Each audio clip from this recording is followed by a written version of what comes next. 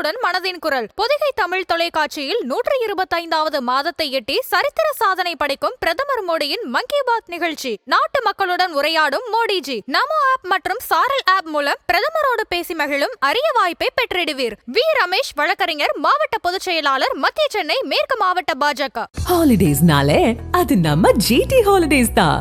GT Holidays, South India's #1 travel brand. You know you are special when you're with GT Holidays. இதுவரை முரண்டு பிடித்த திரு அண்ணாமலை அவர்கள் எடப்பாடியை ஏத்துக்க மாட்டேன்னு சொன்னவர், அதிமுக கூட்டணியை விரும்பாதவரே சொல்லிட்டார் அந்த மேடையில். எடப்பாடி பழனிசாமி அவர்களை நம்ம முதல்வர் ஆக்கணும் அப்படின்னு எல்லாம் சொல்லியிருக்காரு. ஆனால் அமித்ஷா மட்டும் எடப்பாடி பேரே அன்னைக்கு ஏன் பயன்படுத்தாமலே இருந்தார்? எடப்பாடி பழனிசாமி அமித்ஷா இடையே நடந்த ஒப்பந்தம் தான் என்ன? திருநெல்வேலி பூத் கமிட்டி அமித்ஷா வருகை என்பது நீங்கள் எடப்பாடியும் நயினார் நாகேந்திரனும் இருக்கக்கூடிய நெருக்கத்தினுடைய வெளிப்பாடு தான். அண்ணாமலைக்கு பிறகு முன்னாள் அதிமுக காரரான நயினார் நாகேந்திரன் முழுக்க எடப்பாடி கட்டுப்பாட்டுக்கு போயிட்டார். எடப்பாடி எதை பாஜகவுடைய தலைமைக்கு கொண்டு போக வேண்டும் என்று விரும்புகிறாரோ அது நயினார்ட்ட சொன்னால் டெல்லி போயிடும். அமித்ஷா எப்பொழுது திருநெல்வேலி வர வேண்டும் என்பதை யார் முடிவு பண்ணுறான்? எடப்பாடி தான் முடிவு பண்ணுறான். தமிழ்நாட்டில் யார் முதலமைச்சர் ஆகணும்னு RSS சார் முடிவு பண்ணுது. பாஜக ஆட்சி, திராவிட இயக்கம் தமிழ்நாட்டில் யாராலையும் பிஜேபியை உள்ள தாமரை மலராது. ஆனால் நாக்பூர் என்ன சொல்கிறாங்க? எடப்பாடி மூலம் இந்த தடவை 2 டிஜிட்டல். திமுக அப்படி வந்துடவே கூடாது. இந்த அசைன்மெண்ட்ல எடப்பாடி ஏற்றுக்கொண்டு தான் பாஜகவோட கூட்டணி வைக்கிறாரு. இதுல நயினார தலைவராக எடப்பாடி எதை சொல்லுகிறாரோ அதை எதிர்த்து பேசாம கேட்டுக்கணும். எடப்பாடி இன்னும் அண்ணாமலை நம்பல. அண்ணாமலை நம்பல. அண்ணாமலை சசிகலாவுக்கான வழக்கறிஞர், அண்ணாமலை ஓபிஎஸ்க்கான வழக்கறிஞர், அண்ணாமலை டிடிவி தினகரனுக்கான வழக்கறிஞர். இவர் எப்ப வேணா கேஸ் எடுப்பாரு, வாய்தா வாங்கிட்டே இருக்காரு. எடப்பாடி யாரை நம்பல? அண்ணாமலை இன்னைக்கு வரைக்கும் நம்பல. ஐயாவுடைய சின்னம்மாவுடைய ஒரு திருமணம் முடிஞ்சு 50வது திருமண நாள். அன்புமணி அரசியலுக்கு பச்சை கொடி காட்ட போறாங்க. ஐயா காட்ட போறார். சண்டை முடிஞ்சதா? சண்டை முடிஞ்சு சமாதானம் ஆயிடுச்சு. இப்போ அது அப்படியே இந்த பக்கம் வருது. அதிமுக பாஜக கூட்டணிக்கு வரப்போகுது. அதிமுக கூட்டணி என்பது ஒரு வலிமையான கூட்டணியாக கண்டிப்பா மாறும். விஜய் கடைசி பஸ்ல ஏறிடுவார். எதுல? அதிமுக பஸ்ல. பிஜேபி இருக்குமே. சார், கருணாநிதியை விட ஒரு பெரிய அரசியல்வாதி, ராஜதந்திரி இருக்கவே முடியாது. அவரே பிஜேபி பஸ்ஸில் ஏறி போன நம்ம பார்த்தோமா இல்லையா? Right man in wrong party. ஆமா, அப்போ கருணாநிதியை விட பெரிய சித்தாந்தவாதியா விஜய்? ஆமா. தமிழ்நாட்டில் யார் முதலமைச்சராக வேண்டும், எந்த கட்சி கூட்டணி அமைக்க வேண்டும் என்பதெல்லாம் நீங்க காலம் நேரம் நெருங்கி வருகிற பொழுது கண்டிப்பாக இந்த ஏடிஎம்கே கூட்டணிக்குள்ள, பிஜேபி கூட்டணிக்குள் விஜய் கண்டிப்பாக வருவார். அதனால விஜயை பொறுத்த வரைக்கும் கடைசி ரயில் பெட்டியில கார்டு இருப்பார்ல, அந்த பெட்டியில விஜய் ரயில் பயணம் செய்கிறார். திமுக அமைச்சர்களை, திமுகவின் தலைவர்களை குறிவைக்கிறார் அமித்ஷா.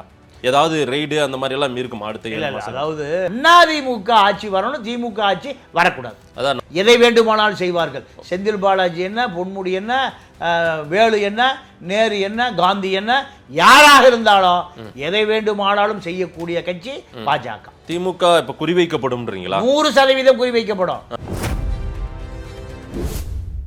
அதன் தமிழர்களுக்கு வணக்கம். பல்வேறு துறைகளில் ஆக சிறந்த ஆளுமைகளை சந்தித்து நாம் நேர்காணல் எடுத்து வருகிறோம். அந்த வகையில் மீண்டும் நம்மோடு இணைந்திருக்கிறார் மூத்த பத்திரிகையாளர் தமிழா பாண்டியன் அவர்கள். அவரிடம் கேட்பதற்கு நிறைய இருக்கின்ற வாருங்கள், அவரிடமே கேட்போம். வணக்கம் பாண்டியன் சார். வணக்கம். எப்படி இருக்கீங்க? நல்லா இருக்கேன். பாண்டியன் சார், அமித்ஷா அவர்கள் 1 வருஷத்துக்கு முன்னாடியே என்டிஏ கூட்டணியை இங்க கட்டமைத்தார். அந்த என்டிஏ கூட்டணியில அதிமுக, பிஜேபி பிரதான கட்சி அவங்க தான். அவங்க 2 பேரும் தான் சேர மாட்டாங்கன்னு நினைச்சோம், ஆனா சேர்ந்தாங்க. 1 வருஷத்துக்கு முன்னாடியே சேர்றாரு. இது எப்படி ஒட்டுமா, ஜெல்லாகுமா? நிறைய பிரச்சனைகள், கூட்டணி ஆட்சின்னு சொல்றது, முதல்வர் வேட்பாளர் யாருன்னு அப்புறம் முடிவாகுன்றது, இந்த மாதிரி சர்ச்சைகள்லாம் போயிருந்தது. ஆனா அமித்ஷா இப்ப நெல்லை, திருநெல்வேலி அந்த பூத் கமிட்டி கூட்டத்துக்கு பிறகாக அமித்ஷா இன்னும் அவரும் உறுதிப்படுத்தலைன்னு ஒரு செய்தி உலாவிட்டே இருக்கு. ஆனாலும் இதுவரை முரண்டு பிடித்த திரு அண்ணாமலை அவர்கள், எடப்பாடியை ஏத்துக்க மாட்டேன்னு சொன்னவர், அதிமுக கூட்டணியை விரும்பாதவரே சொல்லிட்டார் அந்த மேடையில், எடப்பாடி பழனிசாமி அவர்களை நம்ம முதல்வர் ஆக்கணும் அப்படின்னு எல்லாம் சொல்லியிருக்காரு. இந்த மனமாற்றத்திற்கு என்ன காரணம்? அமித்ஷாவும் இந்த முடிவில் தான் இருக்கிறாரா?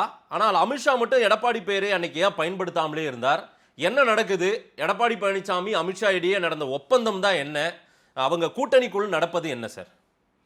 இப்போ அந்த திருநெல்வேலி பூத் கமிட்டி அமித்ஷா வருகை என்பது நீங்கள் எடப்பாடியும் நயினார் நாகேந்திரனும் இருக்கக்கூடிய நெருக்கத்தினுடைய வெளிப்பாடு தான்.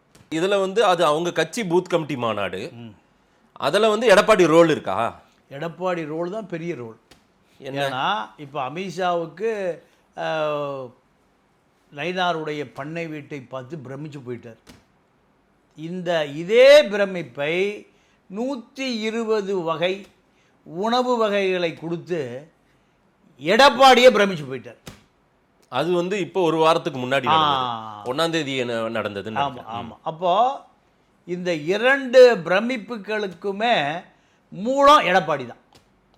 ஏன்னா அண்ணாமலைக்கு பிறகு முன்னாள் அதிமுக காரரான நயினார் நாகேந்திரன் முழுக்க எடப்பாடி கட்டுப்பாட்டுக்கு போயிட்டார். எடப்பாடி கட்டுப்பாட்டுக்கு போய்விட்டார். எடப்பாடி எதை பாஜகவுடைய தலைமைக்கு கொண்டு போக வேண்டும் என்று விரும்புகிறாரோ அது நயினார்ட்ட சொன்னால் டெல்லி போயிடுது. சரி, நயினார்ட்ட சொன்னால் டெல்லி போயிடுது. அமித்ஷா எப்பொழுது திருநெல்வேலி வர வேண்டும் என்பதை யார் முடிவு பண்ணுறான்? எடப்பாடி தான் முடிவு பண்ணுறான். எடப்பாடியினுடைய தமிழ்நாட்டு அரசியல் கூட்டணியினுடைய தலைவர், என்டிஏ தலைவரே எடப்பாடி தான். எடப்பாடி கூட்டணி ஆட்சி, அமித்ஷா முடிவு செய்வார், இதற்கெல்லாம் முற்றுப்புள்ளி வைக்கலைன்னா இந்த கூட்டணியை தொடர முடியாது. இந்த நெருக்கடியை யார்கிட்ட கொடுக்குறாரு? அமித்ஷாவிட்ட நேரடியாக கொடுக்குறாரு. இபிஎஸ் இல்ல த்ரூ நயினார் மூலமா அமித்ஷாவுக்கு போகுதுன்னு சொன்னீங்க. ஆமா, ஆனா அமித்ஷா கிட்டயும் பேசுறாரு, நேரடியா பேசுறாரு. இப்போ இந்த கூட்டணியை டெல்லியில முடிவு பண்ணார்ல எடப்பாடி, நேரடியா நான் யாரு தூதர் மூலம் எந்த கருத்தையும் நான் உங்களுக்கு கொண்டு போக முடியாது. 1 to 1 2 பேரும் நேரடியாக பேசிக்கொள்வதாக இருந்தால் இந்த கூட்டணியை முடிவு பண்ணுவோம். இல்லை நான் உங்களை தொடர்பு கொள்வதற்கே ஒரு வாரம் ஆகும்னா இந்த கூட்டணி வீண். இதை எடப்பாடி எங்கே அடித்து சொல்கிறாரு? டெல்லியில் அடித்து சொல்கிறார். தேவையில்லை, நம்ம 2 பேருமே நேரடியாக பேசிக்கலாம். ஆனாலும் இப்போ நயினார் எடப்பாடி அந்த ராப்போன்றது, இந்த முக்கியமான அந்த விருந்து நடக்கிறது, அவர் பூத் கமிட்டி மாநாடு வர, அந்த ரோல்லலாம் நயினாரை பயன்படுத்திக்கிறார் எடப்பாடின்றீங்களே நீங்கள்? அதுதான் உண்மை. ஏன்னா நீங்கள் நயினாரை பொறுத்த வரைக்கும் அவர் முன்னாள் அதிமுக முதலில் சொல்லி, முன்னாள் அமைச்சர், இப்போ இருக்கிற இபிஎஸ் உட்பட எல்லாரு கூடயும் இருந்து அந்த அவங்களுடைய டீமில் மினிஸ்டராக இருந்தவர். அப்போது அவருக்கு பாஜக மைண்ட் செட் இருக்காது. எந்த மைண்ட் செட் இருக்கும்? ஏடிஎம்கே மைண்ட் செட் தான். ஏடிஎம்கே பொறுத்த வரைக்கும் தலைமைக்கு விசுவாசமாக இருக்கணும். அது ஒன்று தான் கொள்கையே. அது எம்ஜிஆர் காலத்திலையும் சரி, ஜெயலலிதா காலத்திலையும் சரி, யார் காலத்திலையும் தலைமை எதை சொன்னாலும் ஒபே தான் ஆர்டர். இதுதான். நீங்கள் பாஜக காரண்ட இந்த பழக்கம் இருக்காது. பாஜகவுக்கு எங்கிருந்து உத்தரவு வரணும்? டெல்லியிலேருந்து உத்தரவு வரணும். ஆனால் அதிமுக காரனுக்கு எங்கிருந்து உத்தரவு வரணும்? போயஸ் கார்டன், ராமாவரம் தோட்டம், இப்போ அது சேலம் செலுவம்பாளையமாக மாறிப்போச்சு. சரி, இதுதான். இப்போ எடப்பாடி நேரடியாக அமித்ஷாட்ட சொல்லியிருக்கார், வேலுமணி அண்ணாமலை 2 பேரும் இந்த ரகசிய கூட்டணி வைத்திருக்கிறார்கள். இந்த கூட்டணியில் அண்ணாமலையுடைய வாய்ஸ் என்பது வேலுமணியுடைய வாய்ஸ். வேலுமணியை நான் கட்டுப்படுத்திட்டேன், ஆனால் அண்ணாமலை நான் கட்டுப்படுத்த முடியாது. அண்ணாமலை யாருக்கு கட்டுப்பட்டவர்? டெல்லிக்கு கட்டுப்பட்டவர். அண்ணாமலையை இந்த கூட்டணி குழப்பத்துக்கு காரணமே அண்ணாமலை தான். ஏன்னா அதிமுக தொண்டை இன்னும் அவனை பிரிப்பதற்கான சூழ்ச்சி தான் அண்ணாமலையுடைய அறிக்கை. என்ன அறிக்கைனா, பாஜக தலைமையில் கூட்டணி, பாஜக தான் அமைச்சரவையில் இருக்கும், அதிகார பகிர்வு, ஆட்சி பகிர்வு, இதெல்லாம் அதிமுக தொண்டனை இது பலவீனப்படுத்திடும். அவன் உறுதியாக வேலை செய்ய மாட்டான். பாஜகவை பொறுத்தவரை பாஜக தலைமை எதை சொல்லுகிறதோ அதை வேலை செய்வான். ஆனால் அதிமுக தொண்டை பாஜக கூட்டணி, பாஜக அமைச்சரவையில் வரும்னா அவனால் ஏற்றுக்கவே முடியாது. இதை தெளிவாக யார்கிட்ட சொல்லியிருக்காரு? அமித்ஷாட்ட சொல்லியிருக்காரு. சொன்ன பிறகுதான் அமித்ஷா சொல்றாரு, திமுகவில் 3 அமைச்சர் பேர் சொன்னாரா? செந்தில் பாலாஜி, பொன்முடி, ஏவாவேலு. இந்த 3 பேர் வேற யார் சொல்றா? அமித்ஷாவுக்கு வந்திருக்கிற ரிப்போர்ட் படி. இப்போ இந்த இவ்வளவு வலிமையான ஆட்கள் ஸ்டாலினுக்காக வேலை செய்கிறாங்க. ஆனால் எடப்பாடிக்காக கூட்டணியை அதிமுக தொண்டர்கள்ட்ட நீங்கள் குழப்பத்தை ஏற்படுத்துகிற வேலை தான் நடக்குதுன்னு எடப்பாடி அமித்ஷாட்ட அழுத்தம் திருத்தமாக சொன்ன பிறகு நீங்கள் இப்போ நயினார் வீட்டில் வச்சு வேலுமணிக்கும் அண்ணாமலைக்கும் பெரிய பரேடாக நடந்திருக்கு. இராணுவத்தில் பனிஷ்மெண்ட் பரேடு நடக்கும்ல, கிரவுண்டை 40 பேரை சுற்றி வாங்குவான், பைட்டி அடிக்குவாங்க. மிலிட்டரியில் கேட்டுக்கலாம். அங்கே இவர் இல்லைன்னு நினைக்கிறேன். யார்? வேலுமணி அங்கே இல்லை, அண்ணாமலை மட்டும் இருந்தார். அண்ணாமலை இருந்தார். வேலுமணிக்கும் அண்ணாமலை அங்கேருந்து பேசியிருக்காருன்னு சொல்கிறாங்க. நம்பகமான தகவல், நம்பகமான அமித்ஷா போன்ல பேசியிருக்காரு. எடப்பாடி சொல்றாரு, உங்க தைரியத்தில் தான் எங்கால ஆடுறாரு, உங்க தைரியத்தில் தான் எங்கால். ஏன்னா நான் சந்திக்கல பிரதமரை, அவருக்கு யார் அப்பாயின்மெண்ட் வாங்கி கொடுத்தது? இதெல்லாம் எடப்பாடியுடைய அழுத்தம் காரணமாக தான் அண்ணாமலை எடப்பாடியை முதலமைச்சர் ஆக்கியே தீருவோம். யாருடைய அழுத்தம்? அமித்ஷா அழுத்தம். இந்த கூட்டணி குழப்பம் வருதுன்னு அவர் புகார் சொல்றாரு. வெற்றி பெற வேண்டிய இந்த கூட்டணி யார் முதலமைச்சர் நான் முடிவு பண்ணுவேன். நீ எப்படி முடிவு பண்ணலாம்? நீ எப்படி அதிமுக தொண்டன்கிட்ட ஒற்றுமைப்படுத்த வேண்டிய அண்ணாமலை அதிமுக தொண்டன் அவனுடைய உற்சாகத்தை குறைக்கிறது போல அதிமுக ஜெயலலிதா எம்ஜிஆர் காலத்தில் யார் கூட்டணியும் கிடையாது, மீட்டணியும் கிடையாது. ரெட்டையில தான் ஆட்சி. முதலமைச்சர் யார்? ஜெயலலிதா இல்லைன்னா எம்ஜிஆர், அதுக்கு பிறகு ஓபிஎஸ், எடப்பாடி. யாரை சொல்லுகிறார்களோ அதான தவிர கூட்டணிங்கிற விஜய்க்கே கூட்டணி கிடையாது. பிஜேபி சேருவதற்கு முன்பு விஜய்கிட்டே எடப்பாடி டீல் போடுறாரு. எனக்கு கூட்டணி கொடுப்பீங்களா, துணை முதலமைச்சர் கொடுப்பீங்களா, பவன் கல்யாணம் என்ன ஆக்குவீங்களா, அதெல்லாம் அப்புறம் பார்த்துக்கலாம். எப்போ தேர்தல் முடிஞ்ச பிறகு. இந்த ஒப்பந்தத்துக்கு வராமல் இதை ஏற்றுக்கொள்ளாதனால தான் விஜய் இங்கேயே சேரல. விஜய் சேர்ந்திருந்தா பிஜேபி கூட்டணியே உருவாயிருக்காது. இப்போ அவருக்கு 10% ஓட்டு வேணும். அந்த 10% விஜய்ட்டு இருக்குன்னு எடப்பாடிக்கு தெளிவாக தெரியும். ஆனால் விஜய் கேட்குற டிமாண்ட் 100 சீட் கொடுன்னு கேட்குறாரு. 100 சீட்டு. கடலூர் சந்திரசேகர்கிட்ட போய் டீலிங் பேசினா 100 சீட்டே இல்லை, வெறும் 1 சீட்டுக்கே ஒப்பந்தத்தை போட்டுடலாம். கடலூர் சந்திரசேகர் ஜோதிடர். அவரும் சசிகலா ஜெயலலிதாவுக்கு ஒரு சசி, விஜய்க்கு ஒரு புஷி, 2 பேர் தான் முடிவு செய்கிறாங்க. யார் அழுகிறாரு?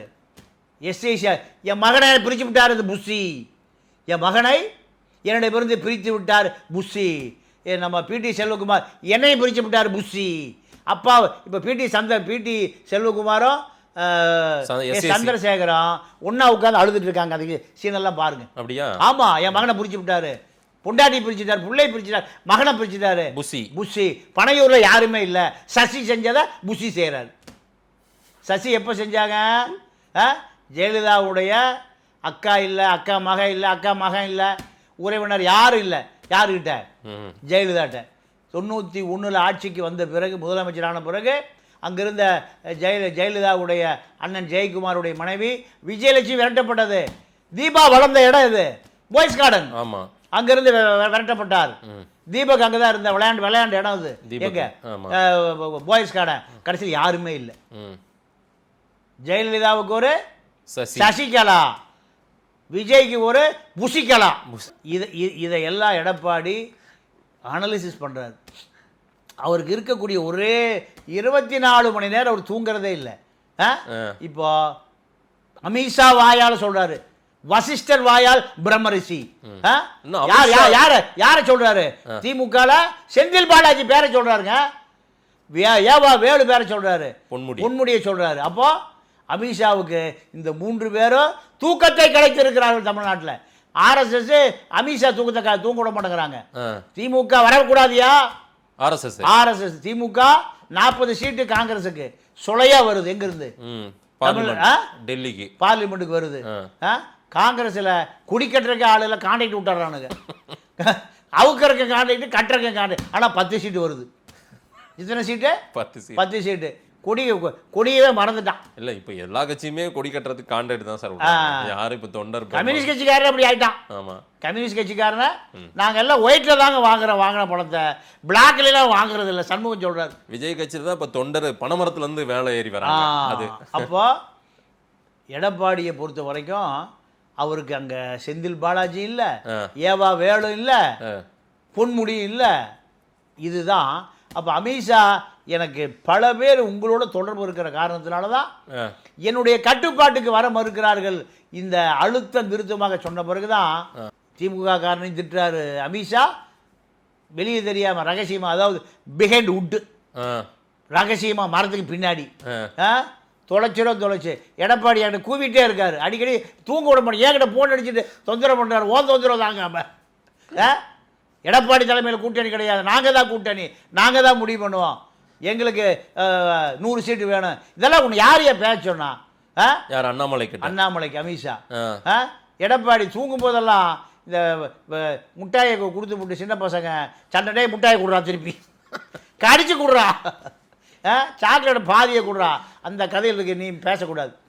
இப்படி அழுத்தம் கொடுத்ததுக்கு பிறகுதான் அமித்ஷா அழுத்தம் எங்க அங்க இருக்கிற போது. ஆனா அமித்ஷா இன்னும் சொல்லலையே அப்படின்ற ஒரு விவாதத்தை ஏற்படுத்திட்டே இருக்காங்க. அமித்ஷா சொல்லாம எப்படி அண்ணாமலை சொல்லுவார்? அண்ணாமலை முதல்ல அமித்ஷாவே அதை சொல்லணும்ல, எடப்பாடியை முதல்வர் ஆக்கிடலாம் அப்படின்னு. இல்ல, அதாவது அமித்ஷாவுக்கு இன்னும் உத்தரவு வரல. எங்க இருந்து? நாக்பூர்ல இருந்து, டெல்லியில இருந்து உத்தரவு சரி வரல. அமித்ஷா இல்லைங்க, தமிழ்நாட்டுல யார் முதலமைச்சர் ஆகணும்னு RSS சார் முடிவு பண்ணுது. RSS முடிவு பண்ணுது. பாஜக அவருடைய தலைமை நாக்பூர். சரி, அப்போ பாஜக ஆட்சி திராவிட இயக்கம் தமிழ்நாட்டில் யாராலையும் பிஜேபியை உள்ள இலை மலராது, தாமரை மலராது. ஆனால் நாக்பூர் என்ன சொல்கிறாங்க? எடப்பாடி மூலம் இந்த தடவை 2 டிஜிட் சீட் வந்தே ஆகணும். 2 டிஜிட். ஒரு எப்படி சொல்றது, அதாவது ஒரு 20 எம்எல்ஏ வரணும்னு நினைக்கிறாங்க. ஆமா 9 சிங்கிள் டிஜிட். ஆமா 10 வந்தா டபுள். 99 வரைக்கும் டபுள் டிஜிட் தான். ஆமா, இப்படி ஒரு சீட்டு வரணும்னு RSS பாஜகவுக்கு உத்தரவிடுது. சரி, திமுக அப்படி வந்துடவே கூடாது. இந்த அசைன்மெண்ட்ல எடப்பாடி ஏற்றுக்கொண்டுதான் பாஜகவோட கூட்டணி வைக்கிறாரு.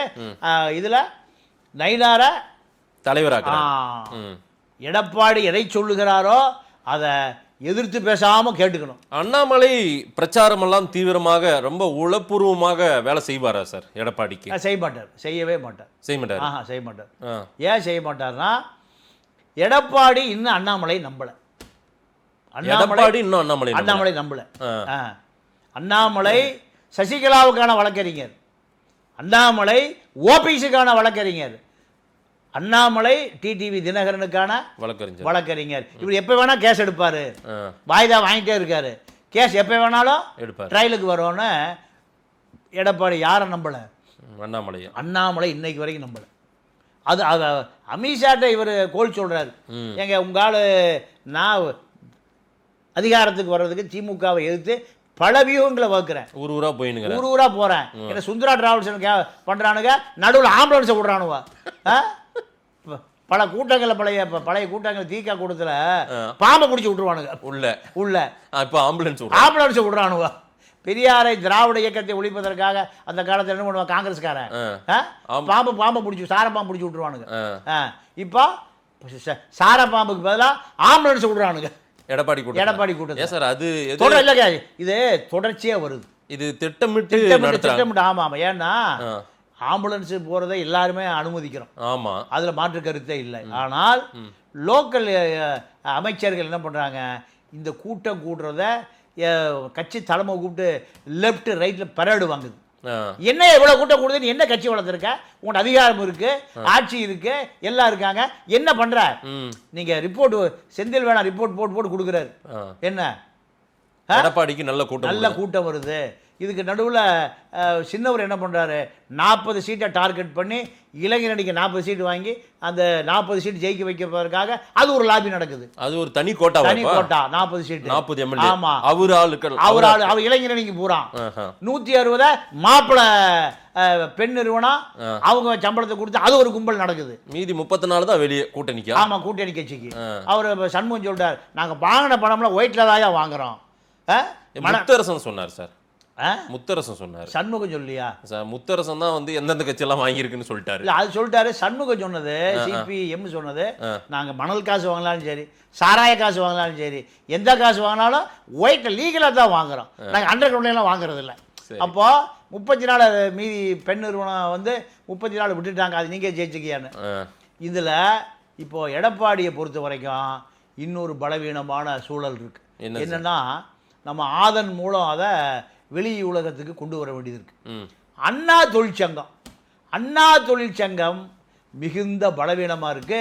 இது பூரா செந்தில் பாலாஜி தூக்கிட்டார். அண்ணா தொழிற்சங்கம் இப்ப 20,000 ஈபில ஒப்பந்த தொழிலாளர்களை போடுறாங்க. யாரு? நீங்க அமைச்சர் யாராக இருக்கட்டும், ஆனால் அமித்ஷா சொல்லுகிற அமைச்சர் யாரு? செந்தில் பாலாஜி. ஈபில 20,000 ஒப்பந்த பணியாளர்கள் லிஸ்ட் எடுத்துட்டார். இதுல அதிமுக தொழிற்சங்கத்திலிருந்து 4,000 பேர் லிஸ்ட் கொடுத்துருக்கான். ஐயா எங்களையும் சேர்த்துக்குங்க, எங்களையும் சேர்த்துக்குங்க. அப்போ இதை செந்தில் பாலாஜி அதிமுகவை சேர்ந்த மின்சார துறையில் இருக்கக்கூடிய ஒப்பந்த பணியாளர்கள் 4,000 பேர் லிஸ்ட்டை சேர்த்துருக்காரு. 4,000 பேர் யாருக்கு ஓட்டு போடுவான்? உதயசூரியன் தான் ஓட்டு போடுவான். சார் இதுல செந்தில் பாலாஜி மினிஸ்டரே இல்லை சார். அவர் மினிஸ்டரே இல்லை சார். சார் உங்களுக்கு தெரிஞ்சது அவ்வளோதான் சார்.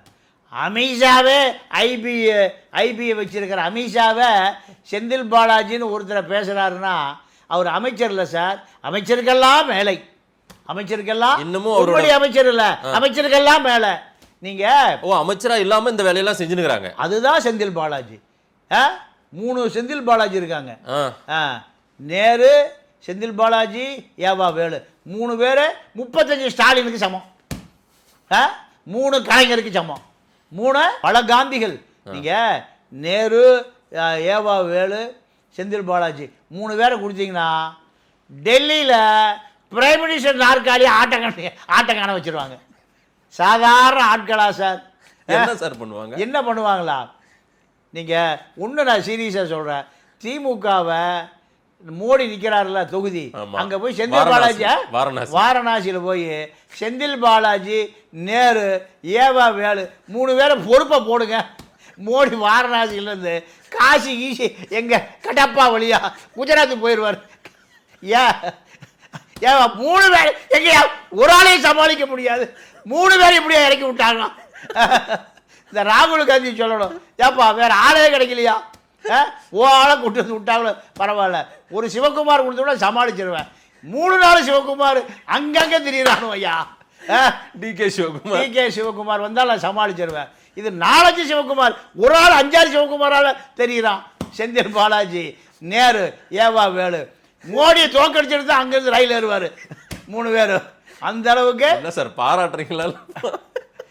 திறமை எங்க இருந்தாலும் பாராட்டணும் சார். தமிழருடைய திறமை சார். இது திறமை தான், தமிழருடைய திறமை. இது திறமை தான். நீங்க எப்பவுமே மாசத்துக்கு தான் சொல்லுவார், திறமை இருக்கிற எதிரியாக இருந்தாலும் அவனை நீ அவனுடைய திறமைக்கு மரியாதை கொடுத்து ஆடுங்குவார். மாசை துங்கு தான். ஏன்னா ஒரு பெரிய யுத்தத்தை பல ஆண்டு காலம் உலகத்தில் நடத்தியவர் மாசை துங்கு தான். தி லாங் மார்ச், சீனாவுடைய வடக்கு தெற்குல 1.5 லட்சம் பேரோடு கிளம்பியவர் 1,40,000 பேர் செத்து போயிட்டான். 10,000 பேர் தான் உயிரோடு வந்து சேர்ந்தான். அதற்கு பிறகுதான் சீனா சிவப்பாக மாறியது. அதே போல இந்த திமுக கருப்பு சிகப்பு உயிரோடு இருக்குன்னா. நானு நம்ம அண்ணன் திருமாவளவனை ஒரு 4 நாளைக்கு முன்னாடி சந்திச்சேன். சந்திக்கும் போது சந்திச்சு பேசிட்டு இருக்கும்போது சொன்னாரு, திமுகவினுடைய இன்ஃப்ராஸ்ட்ரக்சர், திமுகவினுடைய அந்த அடித்தள கட்டுமானம் இருக்குல்ல, அந்த கட்டுமானம் இந்தியாவில் எந்த கட்சிக்குமே இல்லைனார். நான் ஏன் சொல்றேன்னா எடப்பாடிக்கு இதெல்லாம் கவனத்தில் எடுத்துக்கொள்ள வேண்டும் என்பதற்காக சொல்றேன். என்ன காரணம் கேட்டிங்கன்னா, ஒரு கிளை செயலாளர் இப்போ அந்த ஓட்டு லிஸ்ட்டை வாங்கினான்னா திமுக எவ்வளவு, அதிமுக எவ்வளவு, காங்கிரஸ் எவ்வளவு, கம்யூனிஸ்ட் எவ்வளவு, நமக்கு எவ்வளவு கிடைக்கும் அப்படிங்கிற லிஸ்ட்டை எங்க வச்சிருப்பான்? ஒரு கிளை செயலாளர் வச்சிருப்பான் திமுகவில். இது எந்த அடுத்த அதிமுக தான். வேற எந்த கட்சிக்கு இந்தியாவில் இப்படி ஒரு இன்ஃப்ராஸ்ட்ரக்சர் கிடையாது சொன்னது. இன்னொன்னு சொல்லியிருக்காரு திரும்ப, மோடிக்கு தமிழ் தெரியாம போச்சு, நல்ல வேலை தமிழ் தெரிஞ்சிருந்தா அவர் தமிழ்நாட்டையும் ஈஸியா புடிச்சிட்டு பாரு அப்படின்றாரு. ஆமா, ஏன்னா இவர்கள் உணர்ச்சி வசப்படுவான் தமிழர்கள். எப்படி உணர்ச்சி வசப்படுவான்?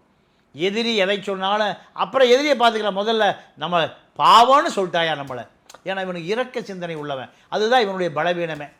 இப்போ தொழிற்சங்கத்தை பொறுத்த வரைக்கும் எம்ஜிஆர் என்ன பண்ணாருன்னா, ராமகிருஷ்ணன் ஒருத்தரை தொழிற்சங்கத்தை கொடுத்த ஒரு ராஜ்யசபா எம்பி ஆக்கி 10 முதல் 20 லட்சம் வாக்கு அதில் இருக்கும். எதுல? தொழிற்சங்கத்தில். இப்போ இந்த ஜெயக்குமார் தொழிற்சங்க தலைவர் ஆன பிறகு இல்ல ஜெயக்குமார் ஆள் அவர் பேரும் ஜெயக்குமார். ஆமா ஆமா, கமலக்கண்ணன் ஜெயக்குமார் கூட கமலக்கண்ணன். இவர்கள் எல்லாம் அதிகாரத்துக்கு வந்த பிறகு அந்த தொழிற்சங்க சுக்குநூறா போச்சு. அண்ணா தொழிற்சங்கம். அதே போல நம்ம கரூர் விஜய் பாஸ்கர் தொழிற்சங்க தலைவராக கொடுத்து ஒண்ணுமே இல்லாம போச்சு. 20 லட்சம் வாக்கு அதுல இருக்கு. எவ்வளவு? 20 லட்சம் வாக்கு. அவங்க சொன்னா ஓட்டு போட்டுருவாங்க. ஆனா அந்த 20 லட்சம் வாக்கு தொழிற்சங்கத்துக்கு சரியான தலைவர் இல்லாத காரணத்தினால அதிமுக பலவீனமா நிக்குது.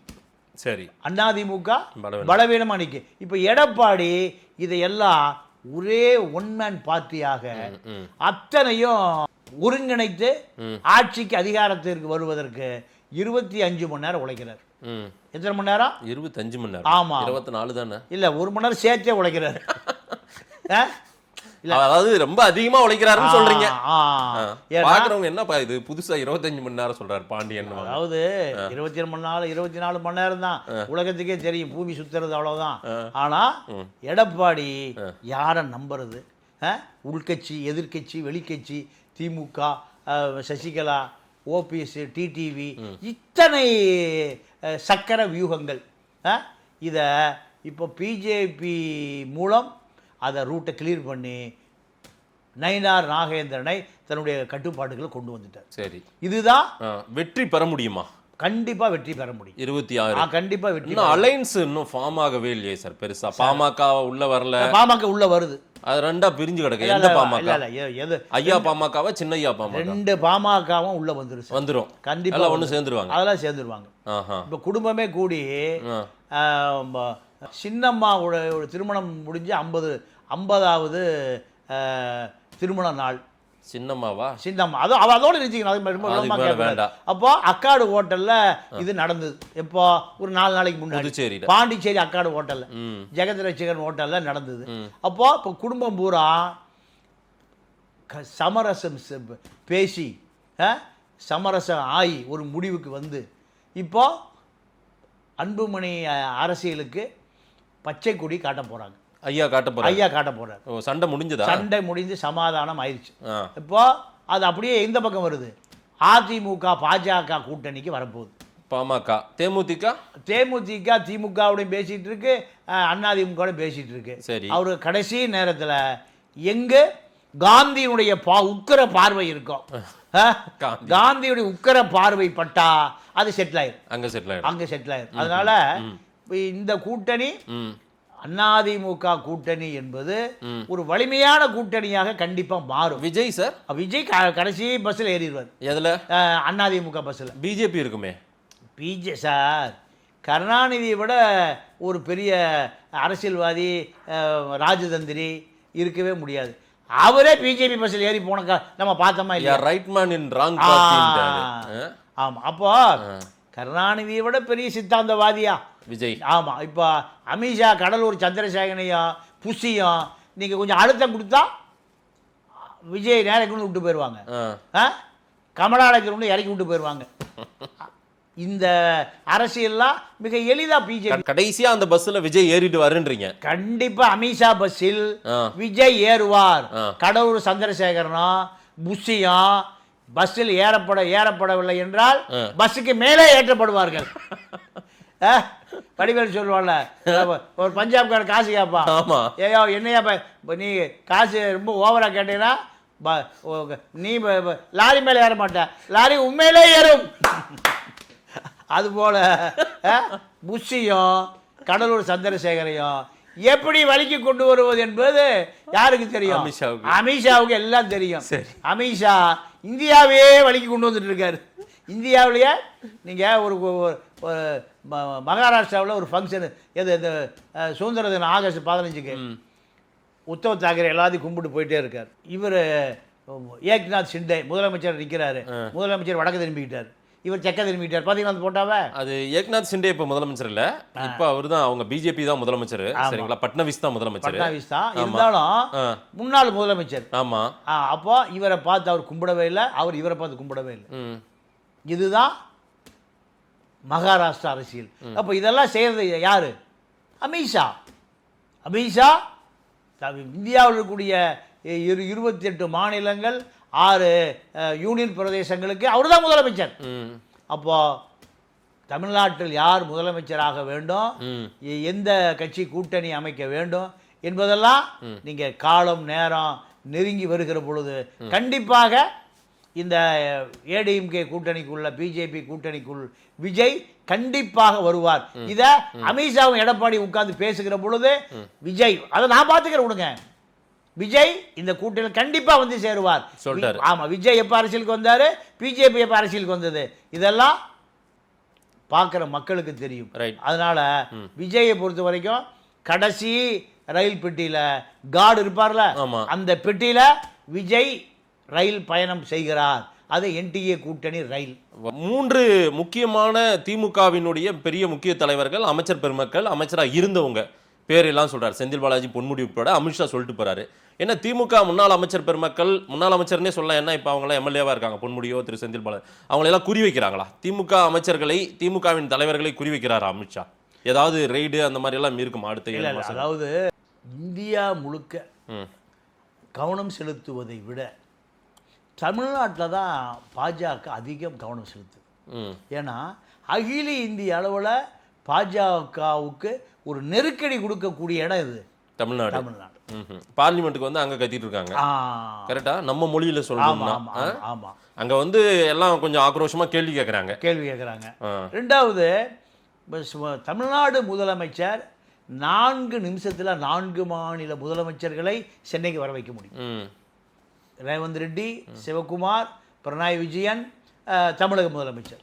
இப்ப பஞ்சாப் முதல்வர் இப்ப நம்ம வந்திருக்கிறாரு பகத் சிங் மான். இப்படி இந்த பவர் சென்டரு அகில இந்திய அளவில் பிஜேபியினுடைய அதிகாரத்தை அசைத்து பார்க்கிறது. த்ரெட்டா இருக்காரு. இது நாக்பூர் கடுமையான மன உளைச்சலுக்கு உள்ளாகுது.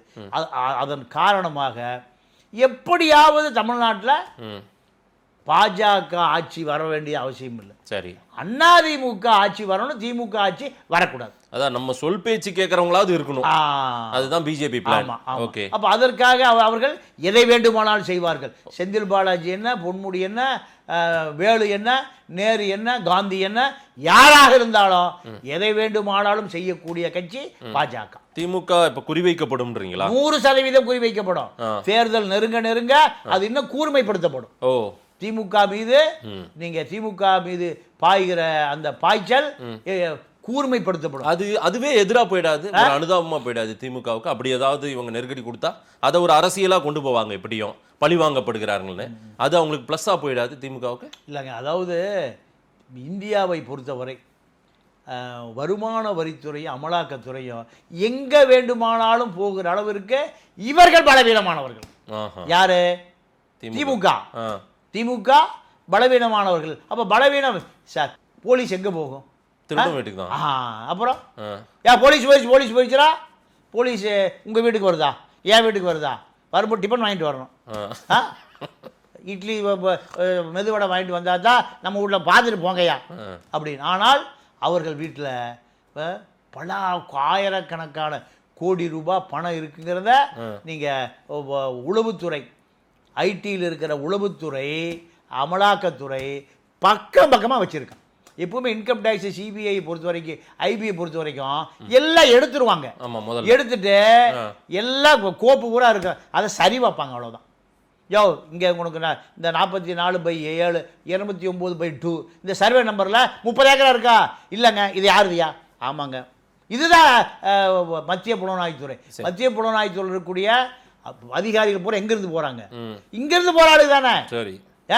இப்போ நம்ம சுதாகர் டெல்லிக்கு போயிட்டாரு, அவருக்கு இங்கே இருக்கிற ஏட்டையாவிலிருந்து டிஜிபி வரை எல்லா கதையும் தெரியும். இப்படி பல அதிகாரிகள் இருக்காங்க. அதனால இவர்கள் தப்பவே முடியாத அளவுக்கு சர்க்காரியா கமிஷன் இருந்த ஆட்சி தானே இது.